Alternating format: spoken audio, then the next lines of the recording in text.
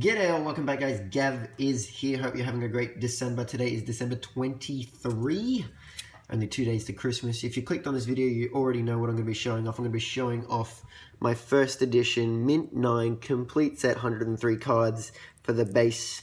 This is one of my long-term goals that I'd been wanting to collect for ages and ages and ages, and I did complete it a while ago. Just never got around to doing videos.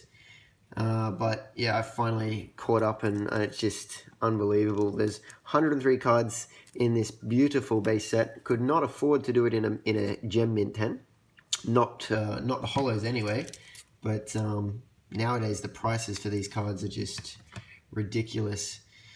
I'm so glad I picked them up when I did, because there is no way that I would be able to do it in today's market. I mean, maybe gem mint 10s for some commons, some uncommons, maybe the energies, maybe some of the trainers, but the holos, like the cheapest one is like $5,000 Aussie at the moment. I think it might be a Magneton or one of the less desirable ones, obviously, but there's no way that I would be able to afford that. And then the Charizard, like the cheapest one that is on eBay, even though it is a buy it now, is like 100 grand. It wouldn't sell for 100 grand, not Aussie anyway, but there's no way I could afford that. And then all the other 15 holos to go with it. So Mint 9, I'm happy. It took me a couple of years to complete, but it is well worth it. Some of the cards I've graded personally. Most of them I've bought. I got some old labels. I got some really new Lighthouse ones. I'm super happy to have this in a set. Now, I originally started with 102 as the card number, the water energy. You might be saying, why is it 103? There's actually 2 Pikachus, a yellow and a red cheeks. Most of you probably know that already, but just for any new viewers, that's the reason why it's actually 103. I think the red cheeks, off the top of my head, is the more expensive one. I like this card, even though it is slightly off-center.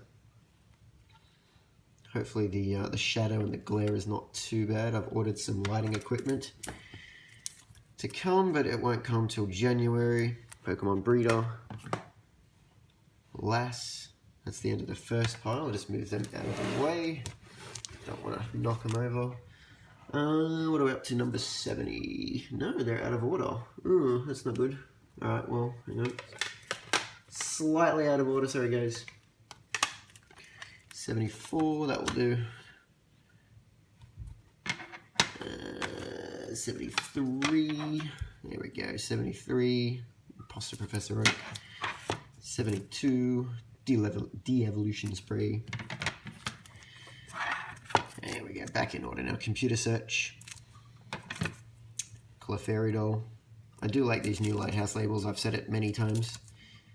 Do like them, hopefully they won't go and change them again. Alright, 69 for Weedle. Vulpix. Voltorb. Now some of them are in cases. I was in the middle of changing them over, putting them all in the same, and I ran out. So some of them aren't in cases, some of them are. Some of them are just in the cases that I purchased when I purchased them. This particular one I graded myself, 24,555,362.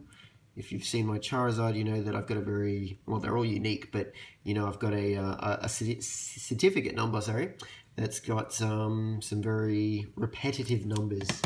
So anything with a 2, 4, 5, 5, 5, I've personally graded. Purchased the Starmie, Squirtle, Sandshrew, number 62. Hopefully they are in order. Rattata. Ponyta. I think this was the first ever Pokemon card I ever got. Not this particular copy, obviously, because the first edition cards were never actually released in Australia. We only got the unlimited versions.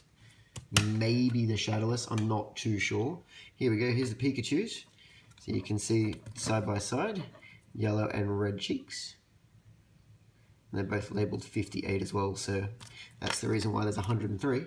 But yeah, never got the first edition sets, or for base anyway, released in Australia. And when I got my job, that's the two things that I wanted. I wanted first edition box, which would never ever happen because the prices were already, when I got into the game, expensive.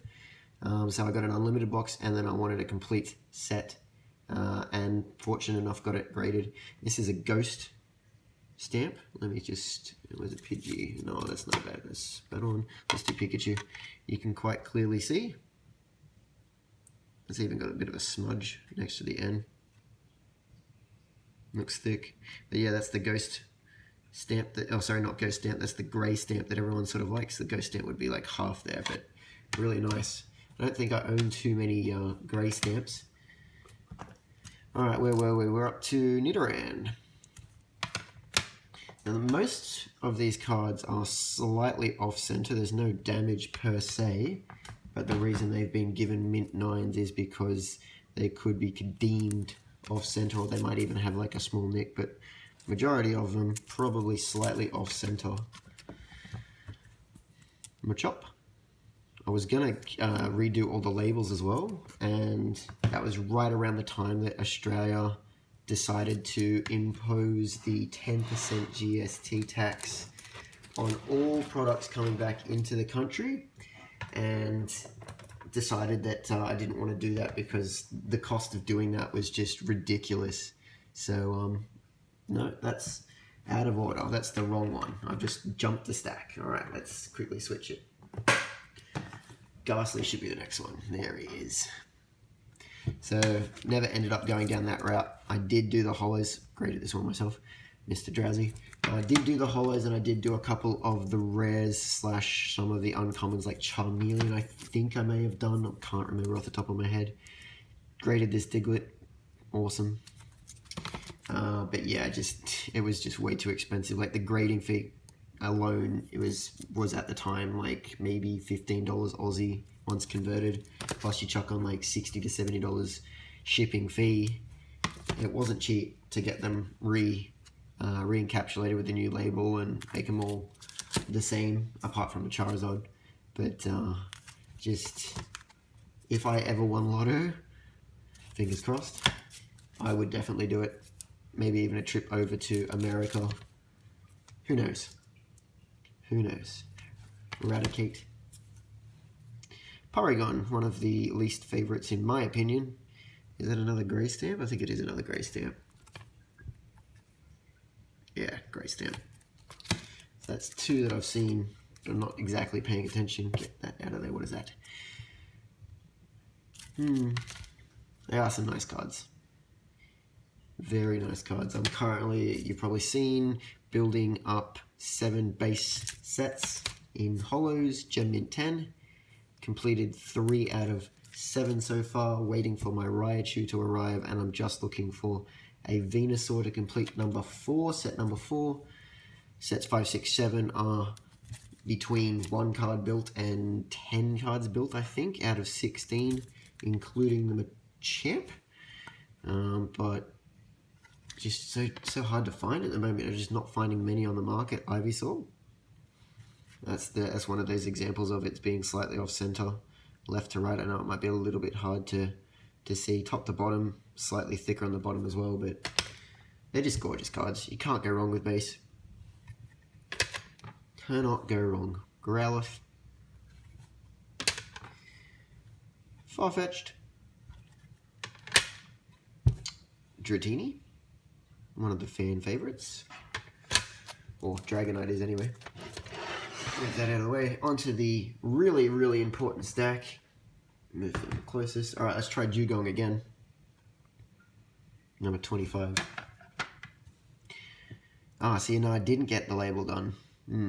That's a pity. I was going to get this one done, and when I looked at the price, once I'd worked out everything, it was just too expensive to add on, like, all of the uncommons. I think I was going to do to the top 30, 25 maybe? I don't know. But, yeah, I took out a couple of them, obviously, and... I'll see, I did get Pidgey done. Oh, sorry, Pidgeotto. Pidgeot. No, Pidgeotto. I can't even English now. Losing my mind. Electrode. I bought this one, and it came with a small little crack. Nothing major. But it is on the to-do list to get them redone into the rares Electabuzz. Picked a shadowless version up for I think $30 to $35 last night, so I'm building up a shadowless Mint 9 set. I don't know about the holos yet. I do own I think 2 shadowless holos, Poliwrath and Gyarados maybe, but I don't know. When I get to that Charizard is like, what, 30,000 I think, or something ridiculous. Beedrill, I also picked up a shadowless version of this, Mint 9 for also $30. It was a steal. Thank you, Welcome Stranger Collectibles. Awesome guys. Check out Aaron, check out the rest of the group. He does weekly live shows on Facebook. Just good guys all around. Zapdos, onto the holos. Just gorgeous cards. I own 2 of these, and I did sell one for I think $1,000, maybe $950. Right before Pokemon Go kicked off, I managed to pick up a spare copy, and I sat on it for a rainy day. Venusaur. This was probably the second most expensive card that I purchased. I did manage to pick up a lot of the holos, probably 8 or 9 of them, for under $200 back in 2014, 2015, and I sat on them, and I never really, I wanted to complete it, but I sort of forgot about it, and when Pokemon Go was coming out, the price sort of just skyrocketed, and I was like, oh my goodness, I really need to finish the set. And Gary King Pokemon, you've probably seen him on Pawn Stars, the TV show over in America. He sold me the Venusaur, he sold me a couple of other cards. I think I was missing 5 remaining ones, Venusaur being the biggest one that I purchased. Wait, did I purchase Venusaur from him? I can't remember, but I purchased 5 from him. He really hooked me up, and he really saved the day, because like some of these cards have really shot up in price. There's the Poliwrath. Got this in a shadowless 9. Gorgeous card. So when you get them re-encapsulated as well, they keep the old certificate number, just get a new case and a new label. Ninetales. Need to get a no damage Ninetales at some point as well. On the to-do list. Many of them are on the to-do list. Hopefully that shadow's not too bad. Nidoking. This is probably the most popular card I have for my base sets in Unlimited. Every single set, all 7 sets, has a Nidoking. That's the only card that I own for every single set. Sets 5, 6, 7, sorry, 4, 5, 6, 7, all missing different cards except the Nidoking. Mewtwo. I think I paid $200 or $186 for that one. $186 for this Magneton back in the day. Slightly off center left to right. But these were steals. Like, these are like, what, $800 cards now? Maybe, ballpark. Got the Shadowless Machamp. All first editions obviously are shadowless, but you can get Machamp in a shadowed version as well. And I include the shadowed version in my Unlimited sets, because they're cheaper, but they belong in the shadowed sets with the Unlimited cards. Hitmonchan. I think this is one of the cards that Gary sold me as well. I'd have to go back and check, but gorgeous. This one was modeled after Jackie Chan, and Hitmonlee was after... Am I saying it right? Jackie Chan? Or am I just talking sideways out of my mouth? I think it was. Gyarados. I need to check my facts before I do these videos. Clefairy. You all know what's coming after this one. This baby, I graded myself. My prized possession, the first edition Charizard PSA Mint 9. Look at that certificate number as well. 24555999. I think I paid slightly over $1,000, $1,050 as a raw card. Sent it over to PSA, fast turnaround time. Got it graded. Didn't look at the grades until it arrived back on my door right before I filmed the video, and to my surprise, it scored a Mint 9. I'd already started my mint 9 set at that point. I think I was 7 out of 16, and when this bad boy came back, it was 8 out of 16. The video is on my channel. The link will be in the description below if you want to check it out. But oh, this card alone, anywhere between $10,000 to $15,000 Aussie at the moment. So if I was to jump in and start buying cards right now, if I didn't have any of these cards, this card will set you back at least 5 figures. To complete the whole set, you're looking maybe $35,000 if you're lucky. Maybe slightly cheaper if you buy them individually. Chancy. Just, there's no way I'd be able to buy it nowadays. Blastoise, one of the 3 starters.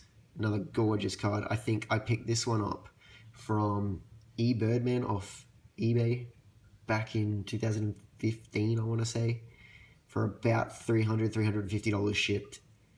So I got really lucky when I purchased these. I didn't purchase them for the intent of like sitting on them and selling them.